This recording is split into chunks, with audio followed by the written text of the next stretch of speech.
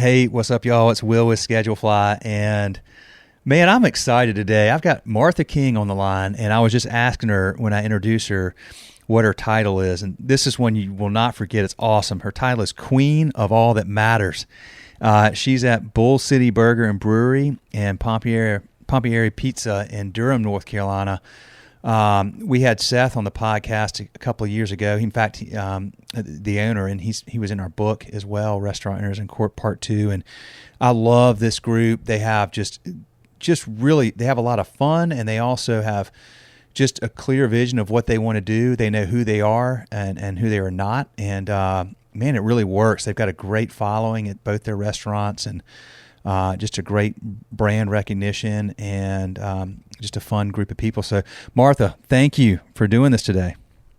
I'm very excited. Yeah, absolutely.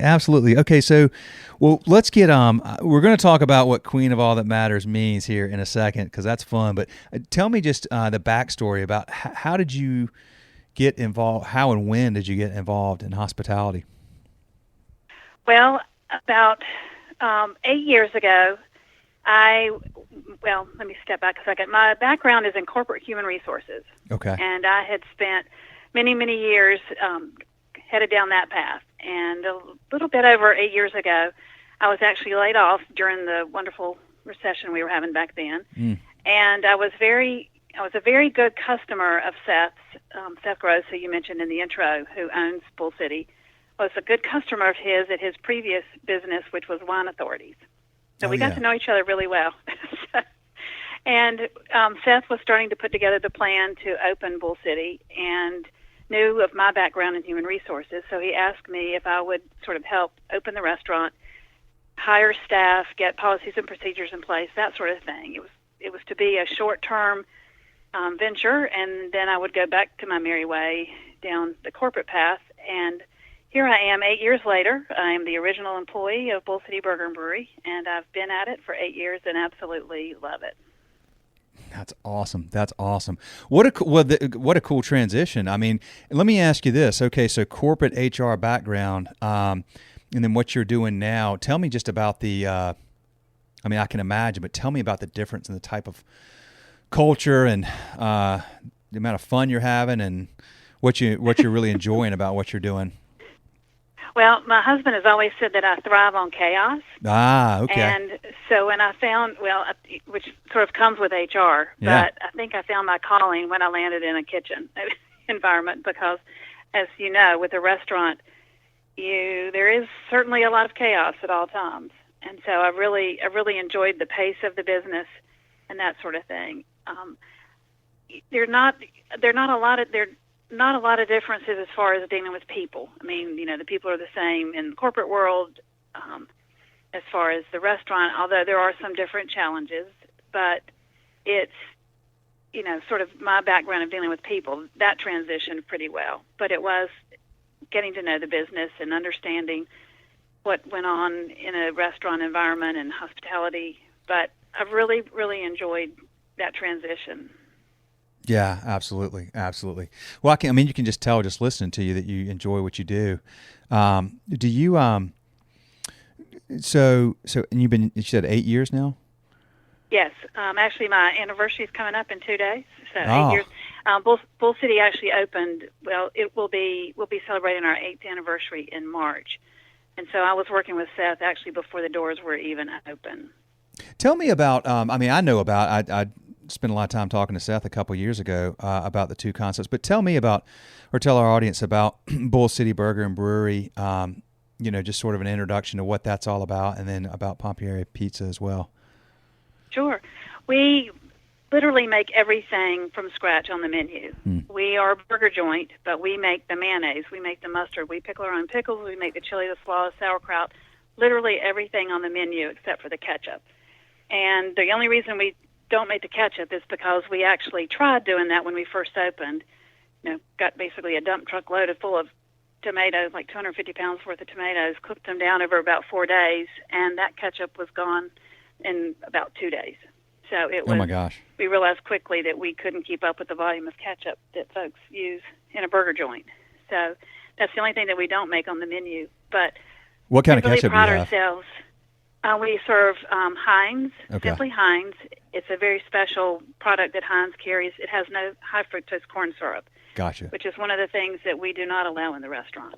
Yeah, I love the you guys have really done a great job with focusing on healthy ingredients. I mean, truly healthy ingredients and local ingredients. So Right. okay, so you got okay, good. So you got that. So keep going because I love this stuff. And so we grind our beef fresh daily. It's 100% pasture raised beef sourced from North Carolina farmers, all within about 2 hours of the restaurant.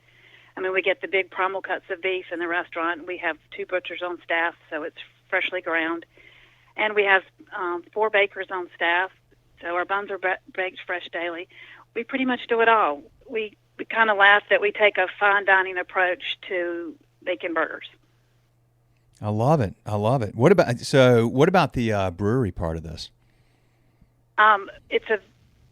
We brew about 60 styles of beer basically in our brewing cycle, which is a very challenging Wow. program for a brewer our size. It's really, we don't do that much distribution of our beer. We brew our beer for the restaurant and then also for Pompieri. We do have a few small retail accounts, but for the most part, the beer that we brew, we serve in our restaurant. And we really pride ourselves on basically having authentic Truda-style beer. I mean, you will get some of the crazy one-offs that a lot of the breweries are doing, but we really pride ourselves in doing the styles that people are familiar with as far as the origins of beer. We think it's great if someone comes in and says, "Oh my gosh, I spent the summer in Czechoslovakia, a couple of years ago, and this Pilsner tastes just like what I was drinking when I was there." We see those as sort of the supreme compliments. Oh, for sure. Okay, so and then tell me a little bit about Pompieri. Well, Pompieri, we make everything on the menu there since we don't serve ketchup. And we hand stretch our mozzarella daily, and we make all of the sauces, that sort of thing. So it's really, truly a back-to-scratch type kitchen for both spots. The type of pizza that we serve at Pompieri is traditional Neapolitan-style pizza, which is a very thin crust with a puffy edge called a corona. You'll see some black spotting on it because obviously you're baking the pizza in an 800-degree oven. But we try to keep in with the traditional Neapolitan style, which is sparser toppings. It's really all about the crust with a Neapolitan style pizza. Yeah, for sure. And your ingredients, your toppings there, well, really at both places, I think, if I remember correctly, will change seasonally, right? Because you're using local produce and Absolutely. In fact, right now we don't serve tomatoes at Bull City during the winter. Yeah, And I remember that. That kind of freaks some folks out. But we really feel that, as most of us know, I mean, there's nothing better than a phenomenal summer tomato, Yeah. and there's nothing worse than a hard mealy tomato in the middle of winter. So we do change our toppings and the sauces and things like that, definitely on a seasonal basis. Well, it's interesting. I remember talking to Seth, and he was saying, like, hey, like I'll eat a lot of strawberries in April or May or whatever they're in season, and then, around here that's when they're in season and they're not. His point being that, we're so used to having everything available all the time. If I want strawberries Right. in January, I can get them. But his point was, you don't necessarily, and we have multivitamins. We're always thinking we need all that stuff all the time. But really, the local food sources, particularly where we are with the climate we have, there's what you need. You can get, what you get from strawberries in April and May, and then you get other nutrients from tomatoes in the summer and so forth. I mean, that's really a big picture philosophy that y'all have about the type of food you're serving, and people are not always used to that, but that's really kind of that's you're getting what you need. We really trust so hard to source as locally as possible, Yeah. and as a result of that, we've been able to develop relationships with our local farmers where we sort of are codependent upon one another. Like our lettuce grower, they know what we need, and I mean, it's with a farmer over in Orange County, and they know what we need, and we work with them, and they're dependent on us, we're dependent on them, and and it's a lot of fun to be able to sort of know your farmer when he walks in the back door carrying his lettuce. You know, we know those people, and it's just a lot. You just feel a whole lot better about sort of knowing who those folks are. And we're not shipping tomatoes across the country or from South America or from wherever they're being grown. We wait until we all get really excited when we get a few green tomatoes in. That's sort of the start of the tomato season at Bull City. We'll have some fried green tomatoes as a topping, and then everybody's just waiting for, April, early May, when the really good tomatoes come in, and then you have a phenomenal summer of great tomatoes, and then you miss them. So they taste even better when they come back next year. Boom. That's what's that's an interesting part of that. It's like, by not having it for a while, it makes it more meaningful when you do. So it's almost like the people, your customers that know what you're doing. I mean, it's like, God, they'll want to come even more in the summer because, hey, there's tomatoes now and we can get, But I just admire that you take a stand on that. And there's probably got to be a lot of customer education that goes into that. But, absolutely, the folks that you want to serve, and want to serve regularly, they're going to be people that either understand that already or, after being educated upon that, appreciate that, and they kind of buy into what you're doing, don't they? And then that becomes, they really do. They become part of the story. We start to. I mean, we're in that time of year. It's like, they'll come in. So, almost like they still have their fingers crossed. Like, do you still have tomatoes? Like, no, we don't right now. And then you'll start in the late winter, early spring. It'll be like, okay, how long till tomatoes? What are you hearing? What are you hearing from your farmers? Kind of give us an idea. When are we going to get tomato back? So they really do buy into what we're doing. I think they feel, a lot of them feel just as passionately about this as we do. Well, I did not say this as a setup, although I think it sounds like it now, though, because I said they become part of the story, and then you went into that. I just remembered now, you literally have people that are part of your story, in the sense that you have people that put your they tattoo your logo onto their body. We do. Well, so I remember Seth telling me that. I'll never forget that. Like, tell us about how that happened, and are people still doing that? They are. We had someone not long ago that became our 8th tattooed customer.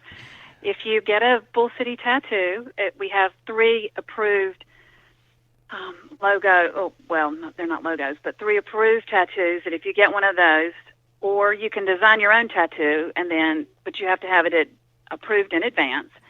But if you'll get the tattoo, you will get 26% off for life. So anytime you come into Bull City, you'll get treated. What was the 26 from? Just a lot. We do a lot of quirky things like that. Yeah. Just so you'll remember. We open at 11:11 at Bull City. We open at 11:12 at Pompieri Pizza, and a lot of that's just the quirkiness so that you don't forget us. Well, that's really smart. I mean, you're exactly right. You nailed it. You don't forget that. You wouldn't forget the 26, the 11:11, queen of all that matters. So talk about that a little bit. What is that? So what do you do as queen of all that matters? You must wear a lot of hats. I do. But, I laugh. I scrub toilets, too. So just like anybody else that's involved in the restaurant business, you do whatever you got to do. Do what you got to do. To get things open and running. I primarily focus on like the HR piece, the administrative piece, but I'm pretty good at Expo at Pompieri, so I'll do whatever is necessary to help manage the restaurants. Gotcha. I know that means a lot more than there's like 1,000 little things that come into that. But that's cool, and you've probably enjoy. I would imagine you've got a lot of autonomy and have a lot of respect from the staff. Having been there since day one, so that's really awesome. You've had an opportunity to do all kinds of things.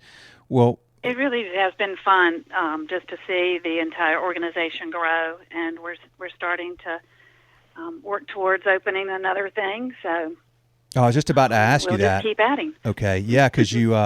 So is it another concept? It is, but Okay. I can't tell you about it. No, Not that's yet. fine. We're close to signing a lease, and when we do that, we'll be announcing it. But before then, I'd lose my job if I told too many secrets. No, we don't want that. But I do want to ask you this. You said you're close to signing a lease. So this is always something I find to be interesting in the hospitality space is, when we talk about location and the whole concept of lease versus buy. Are you leasing all of your other two locations? And Yes. What comes into the mix when you think of lease versus buy? Is it just you've got a location and you know where you need to be and there's just no opportunities for purchase? Or I'm just curious about that. And also to add to that, like, tell me some good advice people need to know when they're negotiating a lease, because that can get tricky if you mess that one up. Well, I recently, I think I said to Seth that negotiating a lease is somewhat like buying a car. It's like you don't want to go into something like that just determine that that's going to be the one thing that you're going to have, because I think you're at such a disadvantage. You need to really keep your options open, and I think you make smarter decisions about that if you're willing to walk away. And so, we certainly have a location or an area that we were interested in, and there were a couple of different options as far as being able to get a space in that area. And so I think that made it easier than just saying like, oh my gosh, I have to be within this mile space, and this is the only building that's available, that kind of thing. It certainly made negotiating easier, but it's still going to be in Durham, and I think that it's been an interesting thing to sort of see what's happening in Durham, because there's so many changes in downtown from when we first opened. A lot of players in the game in downtown Durham right now. More competition, huh? Absolutely. Is that? That's probably. Do you have mixed emotions on that? Does competition bring more people out and keep you guys on your toes more, or what do you think? It does. We've seen that it's a benefit for everyone. Yeah. And one of the things that I've appreciated in the hospitality space, which was different from like I mentioned, my background in human resources. In corporate America, you really see that the restaurants take care of each other. Mm-hmm. For sure. When we opened, I remember that one of our neighboring restaurants, we were running over there for napkins. We were running over there for sugar, kind of thing. It's like, visiting your next door neighbor at your house. And we've tried to be that same neighbor to other restaurants that are opened in downtown, because it's just like we all sort of sink or swim. We all need customers, and if they'll come down, then they'll have a meal at your spot tonight. Maybe they'll come back next Friday night and have a meal at our spot. So we've always taken we've always seen that as an advantage, that that we all sort of can rise. All the boats can rise. Rising tide lifts all boats, for sure. Exactly. Yeah. Well, and there lots and lots of new things are happening in Durham. A lot more residential folks are coming in, and the tower in downtown Durham is getting ready to open, and it's bringing a lot more daytime office folks downtown. So what tower's opening? It's going to be the tallest building in Durham. Is getting ready to open, and it's a mixed use space. It's got apartments, condos, and several floors worth of office space. Oh, that's cool. Yeah. Okay, good. Well, it's interesting that the point about competition, and I do find that in hospitality a lot. It's it's friendly competition, I guess, but I think everybody seems to have that. Generally speaking, you find that most people in good towns like Durham, and that where there's a lot of independent restaurants, they seem to support each other and they collaborate on things and events and so on and so forth. So, very cool. Let me ask you this. I'm curious about the distribution piece of this with your beer. You said you've got some a few retail customers, but you don't distribute a lot. Is that? I mean, I know that's for good reason, but I'm curious about. Is that because you wanted to focus elsewhere, or you've got capacity issues, or just distribution's a whole other business that you don't want to get into?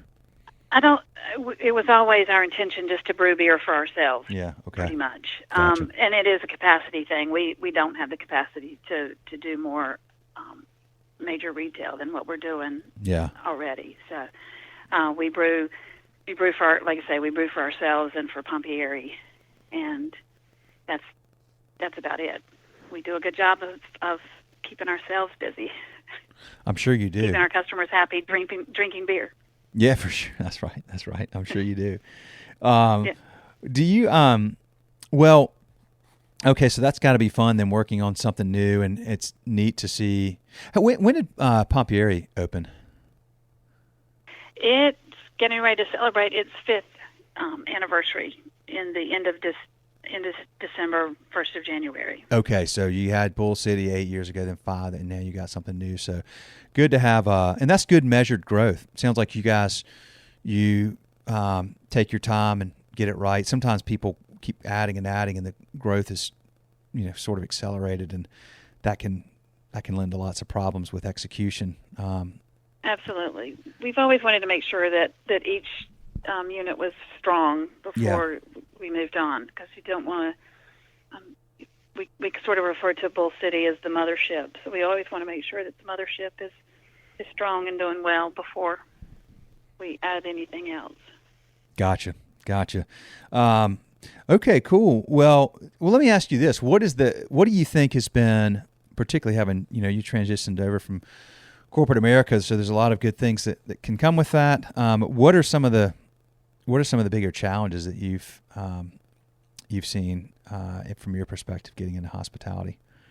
Hardest thing about what you do? How about that? The biggest thing that we're facing right now is just labor, and I think that's shortage. Probably got to be across. Yes, yeah, absolutely. Finding quality people who are willing to do this job. We really work hard at Bull City and at Pompieri. We're trying to change the mentality that a job in a restaurant is your job till you get your real job. We really want people to come in and see the opportunities that we can provide as career opportunities, and not just something that you're going to do for a couple of months till you find something else. I mean, obviously, you're always going to have somewhat of a transitional staff if you've got college kids that are working or something like that. But we really are trying to focus on changing how people view a job in hospitality. Yeah, for sure.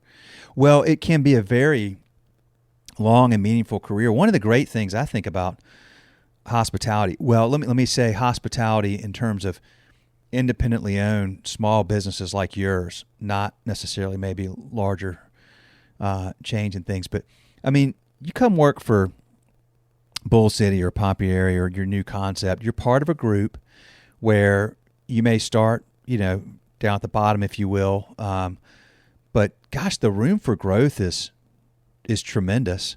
It really is. And here, so you've got a third concept now, and down the road you'll have a fourth probably, or another location of one, or whatever it is. So it gives you the opportunity to work in what frankly is a very enjoyable environment, a very fast-paced environment, and one that if you can master whatever you're doing, whether it's washing dishes or bussing tables or serving or tending bar, if you can get really good at that, that's a very valuable skill set, and absolutely, you then are able to typically grow within that organization, learn another skill set, and the more skill sets you stack on, the more valuable you become, and you all continue to provide opportunities for people to grow. And one of the great things about being a part of a small organization is you're learning from you're learning from Seth, who owns the business. I mean, this is not some owner that's 5 states away that you'll never meet. I mean, here's somebody who owns the business right there that you're able to interact with and learn from, and there's just so many great things that come along with that. And let's face it, I mean, if you do really well there and you learn a lot, then you either always have an opportunity to grow within that business, which is always going to keep growing itself, or to maybe go do your own thing one day. And I'm sure you guys have people do that, and you support them because, like you said, it's a supportive community, but you can kind of stay out of that, world of, that large corporate world where, one day, you just like your story, things turn bad, and, hey, guess what? You no longer have that career, where in a small organization like yours, there's always going to be opportunities in the hospitality space. There's always going to be restaurants, no matter what. Exactly. They're always going to be around, and if you're with a good group, you're always going to have an opportunity. Sorry, I just did your whole pit. I apologize. But that's the way I look at it. I mean, isn't that like gosh, it's a conversation I'm going to, I have 3 kids I'm going to have with them one day. I think it's a great opportunity. Well, and I was telling a new cook just the other day that Seth's background, he's a trained chef. He went to the Culinary Institute of America, and so he knows what he's doing in the kitchen when he doesn't get to do that very often, but he knows, his way around in the back. And I told a cook the other day, I said that Seth really loves to train. He's very good at teaching folks. And I said, if you ever want to learn anything in this kitchen, I said, just stop him and ask a question. I said, because you will find that he will stop and he will teach you whatever it is that you want to know. Yeah. And so for someone who's really interested in learning to cook or, learning about whatever it is that we're doing, I said, all you got to do is ask, and he literally will stop what he's doing. And so I think that as people learn that, they'll learn that there are opportunities like that, that if you're willing to learn and take the time and put in the blood, sweat, and tears, that good things will happen. Absolutely. Absolutely. Well, it's an issue. Gosh, literally, I think every single person I ask for this podcast what, some of the bigger challenges are, that's it right now. It's labor. It's finding good people. It's keeping good people. So it's no doubt a very significant one. And that is one of the things that I wish that we would do a better job of, that I probably miss from the corporate side of things, is doing background checks and calling in, checking references and that sort of thing. Because I feel, we'll have someone who, who didn't do a good job or for whatever reason left us, no call or no show or something like that. And then they pop up at a neighboring restaurant, and I just feel like sometimes that we're passing around bad eggs, and would love it if we sort of got into the routine of calling each other and looking out for each other, and not letting people get away with some of the stuff that they get away with by jumping ship and going to the next place. So I do miss that. I think I would love for a little bit of that corporate side to come into play here. Yeah, that's an interesting. It's an interesting point. It's an interesting opportunity. Interesting opportunity for somebody to resolve that problem for the hospitality space. Right. It's because we're all. It's such a small labor pool, but I think that some there are folks out there. We all know who they are in the towns that we work in. But you just see, people bouncing place to place. So, it'd be nice to break that cycle at some point. Yeah, turnover is expensive, right? And the amount of time you invest into finding people and then bringing them in like that, and they don't show. That's a big waste of time and money for you guys. Absolutely, it cost about $3,000 to $4,000 to have basically go through and hire somebody and get them trained to the point where they're competent. And that's a huge expense. And right now, the national average in turnover in the restaurant business is like 300%. And you think about if you're changing your staff 300% every year, how much time, energy, and effort you're spending on all of those types of activities. God, is it really 300%? We've been very, very lucky. Yes. We've been working really, really hard, and ours is down to the high 30s right now. So we feel very excited and blessed that we've been able to get it down to that. But it's taken a huge focus on actually the whole recruiting process, the onboarding process, a lot of the time and energy that we spend in training new hires and onboarding them, it's a huge challenge. But hopefully, in the end, it will make our lives a little bit easier. Yeah, for sure, for sure. Well, keep doing what you're doing. Y'all have a great organization. You have a great way of approaching business. The quirkiness and the fun is memorable and meaningful, and just love the stand y'all take. That matters to a lot of people, and I know to your customers, and really sets you apart. So it's good stuff. It's inspiring to hear, and it's fun to talk about. I'll let you go, Martha, but I really do appreciate very much you taking the time to do this, and we appreciate the chance to. Absolutely, it's my pleasure. I'd love for you to stop in and have a burger or pizza with us soon. And anybody that hears the podcast, tell them to stop in and let us know that you were listening. We'd love to get to meet you and hear a little bit about your story as well. Oh, that's awesome. Yeah, do it. If you're in the Durham area or anywhere around there, folks, do it. Yeah, I'm in Charlotte, so I'm not too far away, and I get up to Cary every now and then to see my dad, so I'll have to make that happen. Absolutely. For sure. Please do. Well, we love serving y'all. We're proud to serve you. We appreciate it, and I appreciate your time very much. I know it's valuable, so I'll let you get back to your day, but thank you very, very much, Martha, for doing this. Absolutely. Thank you. Okay, have a good one. Take care. Thanks. Bye-bye. Bye.